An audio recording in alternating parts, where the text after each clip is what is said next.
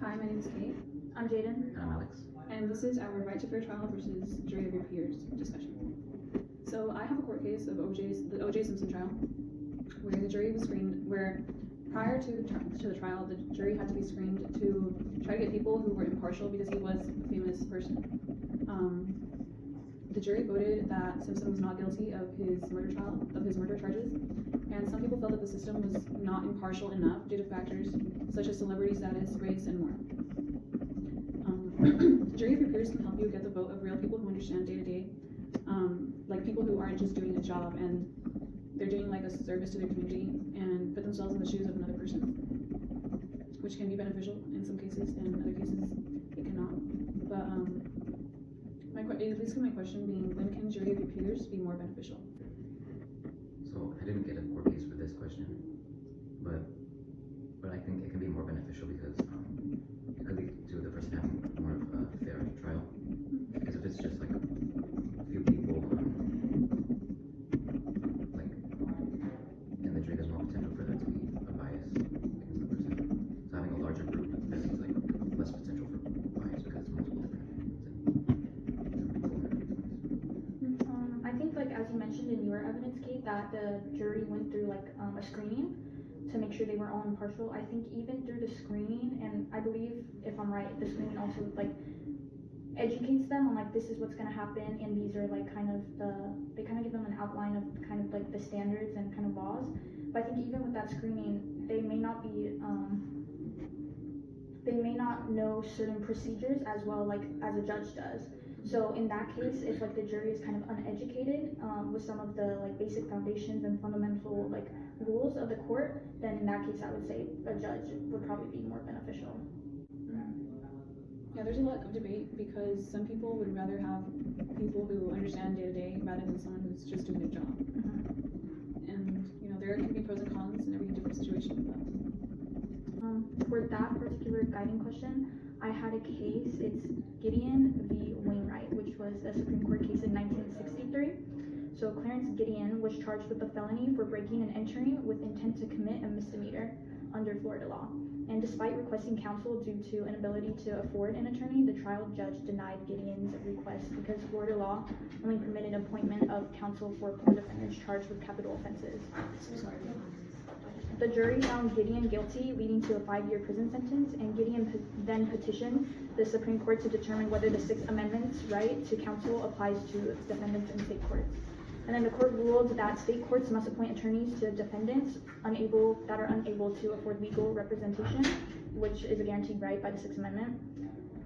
So this kind of showed how like the two fundamental principles kind of go hand in hand. So the question based on that piece of evidence that I want to ask you guys is, do you think that not having a lawyer in Gideon's case made the jury less fair and effective?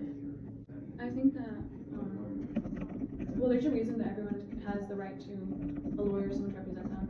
And I think it's in cases like these that it's really important for them to exercise that right. Because if people represent themselves, there's obviously going to be bias. There's going to be, underrepresentation, because being a lawyer isn't just, I'm going to argue in court. It's a lot more than just arguing in court. And I think it is unfair for someone to just not be represented by a lawyer. Yeah, I would say after like hearing the outcome of it, I definitely agree with what you're saying, Kate, and like your viewpoint on it. Because like in my opinion, him not being able to have like a counsel, it kind of like devalues, in my opinion, the jury's verdict, because it's like they didn't even get to hear like potential like how a lawyer would defend him. So they didn't even get to hear that side at all, which kind of makes me question like how fair was his trial. Alex? I actually did look into that court case as well, but that was for question 3, how would not having the right to a fair trial affect us? And from what I found, it was that like if we didn't have the rights to a fair trial, then things really wouldn't be fair. And I did watch a video on the Supreme Court case where a quote that really stuck with me from federal public defender Kiana Gibbons. She said that we cannot have a fair and equitable democracy if we don't have a process to evaluate and challenge when someone is accused. So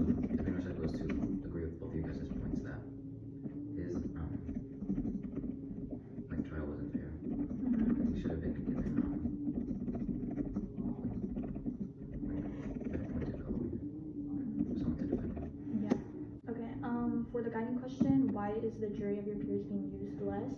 I looked into January 6th defendants, and so essentially more than a dozen January 6th defendants have unsuccessfully tried to move their trials out of the nation's capitals. And the defendants argue that the jury pool in Washington is potentially tainted by bias, stemming from either its residential liberal political leanings or the impact of the riots on the district itself. However, there are differing opinions, such as prosecutors. They have asked judges to reject the change of any motions, arguing that media coverage and attention to the January 6th riot isn't limited to only Washington, D.C., but extends across the country. So here in this piece of evidence, we're kind of seeing a thin line between like the right to a fair trial, because in the defendant's eyes, their trial wouldn't be fair because they believe that Washington, D.C. and that entire like community is kind of leaning towards one side, like one opinion. And then we're also seeing like the prosecutor's duties trying to ensure and uphold the rule of law. So we're kind of seeing some tension between the two principles there. So the question I wanted to ask was, should the government have a responsibility to address concerns about biased media coverage that could invoke prejudice on potential jurors?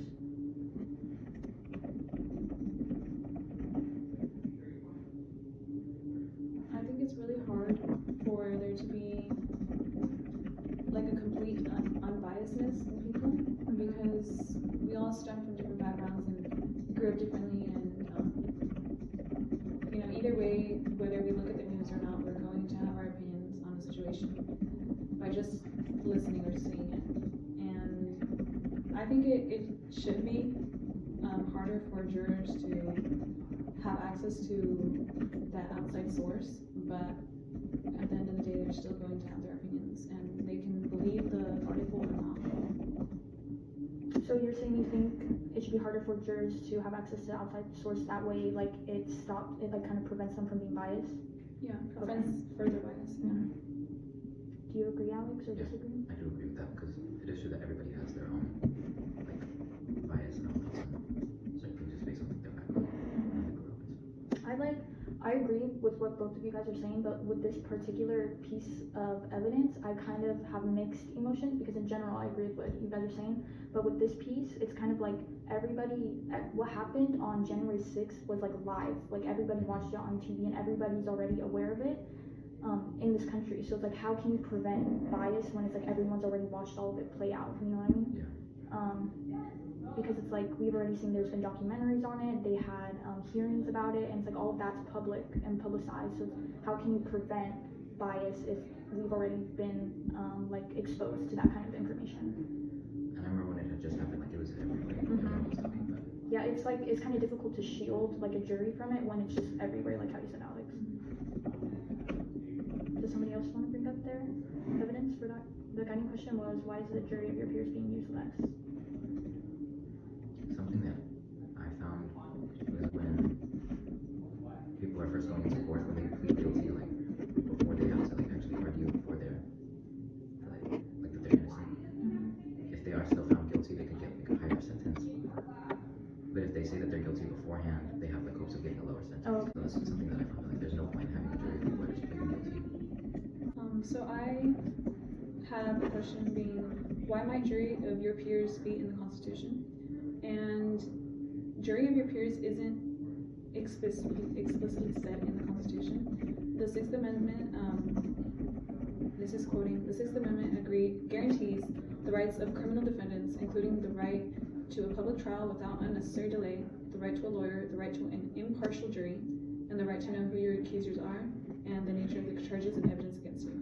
So the part about having an impartial jury, that's where jury of your peers stems from. And I think it was likely in the Constitution because it's fair to know these things, and sometimes it feels more, it feels more fair and more accurate to be prosecuted by your peers and community, because it's people who may not be in your exact situation but can put themselves in your shoes and not just take it as a job, like a public official.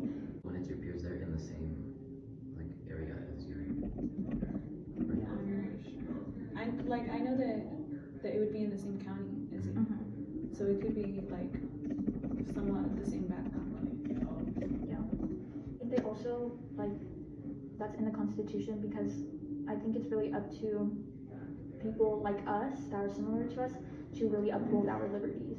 Because if somebody's has a high status, it's like, are they going, and they're super privileged, are they gonna care about a minority that maybe be prosecuted, or is their bias gonna come in and be like, well, this doesn't really affect me, this doesn't really have anything to do with me, so I don't really care what their outcome is. Whereas if it's like, if you have people from your community, maybe they have similar struggles, maybe I don't know, maybe their financial situations are similar, they have the same concerns, is essentially what I'm trying to say. Whereas like somebody with maybe higher status or more privilege, they don't have the same concerns. So I also think that's why impartial jury and like jury of your peers is tied into this and in the Constitution. I'm bring up my third piece of evidence, and that was for the guiding question, how would not having the right to a fair trial affect us? And so I looked at the Miranda v. Arizona 1966 court case. And so basically some background context, in 1963, Ernesto Miranda was arrested and interrogated without being informed of his right to an attorney during questioning about a kidnapping and rape case. And despite his objections from his attorney, Miranda confessed, leading to his conviction by a jury. And so the legal question that the Supreme Court was looking into was, does the Fifth Amendment's protection against self-incrimination extend to police interrogations? And the Supreme Court concluded that Miranda's interrogation violated the Fifth Amendment, establishing the requirement for procedural safeguards to protect suspects' rights, and that the evidence obtained, so his confession from the interrogations, could not be used against the defendant during his trial. So there was an opposing view that kind of didn't agree with the court's ruling, and that opinion was coming from Justice Tom Clark, and he argued that the Fifth Amendment, the strict interpretation of the Fifth Amendment in this case, should not automatically exclude his confession. And so here we're kind of seeing the Supreme Court trying to uphold a right to a fair trial by establishing that those procedural safeguards need to be in place before police conduct an interrogation. So the defendant has to know their rights before they're asked any questions. So my question to you guys is, do you agree with the Supreme Court's decision that procedural safeguards, such as informing suspects of their rights, are necessary to protect against confessions during police interrogation? I think it varies from situation to situation, because like I know this kid who was detained, not formally arrested, but was detained, and they didn't inform him of his rights, that he had the right to consent or anything. And they interrogated him and asked him questions, and he was a minor as well.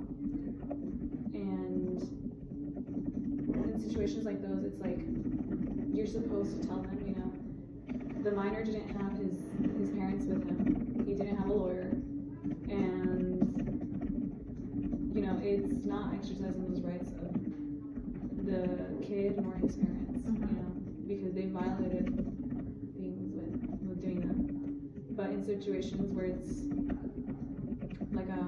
like a big court case that Kylie said, like it was a kidnapping and rape case, if they're confessing to that in the courtroom, like in the interrogation, yeah, maybe you didn't like tell them that they had the right to a lawyer, but it's still a confession. They still did it and they confessed it, you know, and it should be held in the court.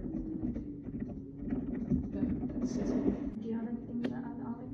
I pretty much agree with everything. Like, they should tell them their rights, but at the same time, they still confess to the crime.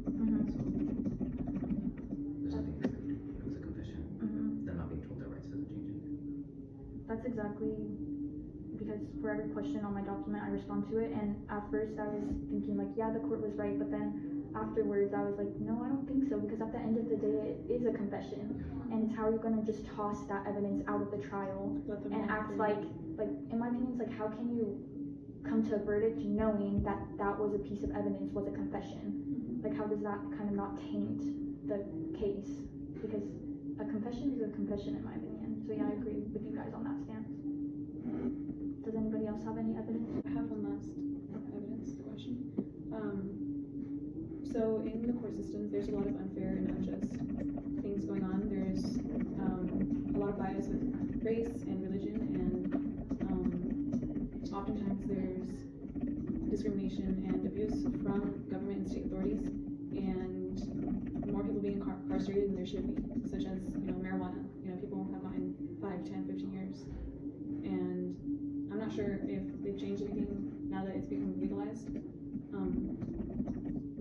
question is, how would not having the right to a fair trial affect us? I think like not having that protection would kind of take away from like our liberty and like the ability to uphold, like say if it wasn't like my trial personally, but it was like somebody that I knew, like my cousin or something, it takes away from like us trying to uphold their liberty.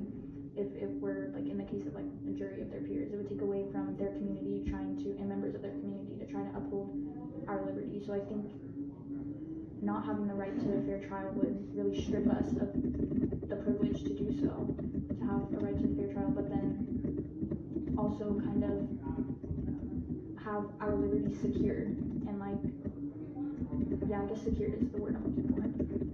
Okay, thanks for listening.